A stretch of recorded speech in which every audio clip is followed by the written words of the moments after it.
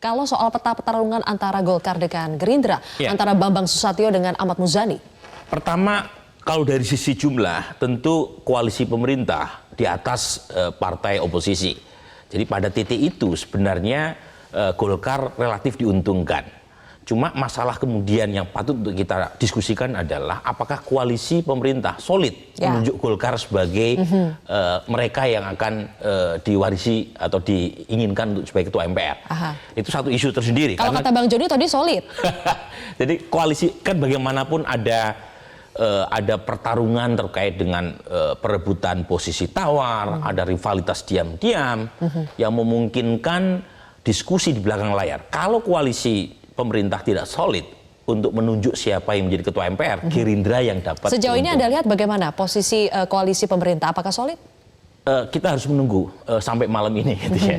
Jadi meskipun Mas Bambang Susatyo relatif bisa diterima oleh kawan-kawan koalisi, tetapi kita masih harus menunggu PD Perjuangan. Baik, masih menunggu PD Perjuangan. Jangan lupa, kalau Golkar sudah ditetapkan misalnya sebagai representasi dari kepemimpinan MPR dari koalisi, pertanyaan berikutnya yang patut untuk kita diskusikan, apakah internal Golkar sepakat? Kan Golkar dulu baru kemudian siapa orangnya.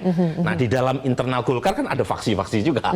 Jadi faksi kalau dari internal sepertinya sudah ada hal yang mengerucut ke Mas Bambang Susatyo. Nah, ini mungkin bisa ditanyakan juga ke Bang Joni, karena sepertinya Nasdem, apakah betul telah terjadi deal politik atau Pak Surya yang menjadi menengah antara Erlangga Hartarto dengan Bambang Susatyo sehingga sepakat akhirnya Golkar ini mengusung Bambang Susatyo sebagai pimpinan atau ketua MPR? Sylvia, jadi mengurus negara itu aspeknya banyak sekali. Ya, kalau dari sisi Nasdemnya, dari sisi Bang Surya itu adalah bagaimana smoothnya proses bernegara kita. Apabila ada kemelut di salah satu partai ya yang bisa mempengaruhi keseluruhan proses bernegara, tidak salah kalau kita bersama-sama untuk ikut ya menyelesaikannya. Dan saya tentu berterima kasih sekali bahwa soliditas Golkar saat ini sangat kuat saat ini. Per hari ini itu sangat kuat. Di mana secara internal dengan pengalamannya yang panjang Dan Golkar, kenapa Nasdem bisa mengatakan seperti itu?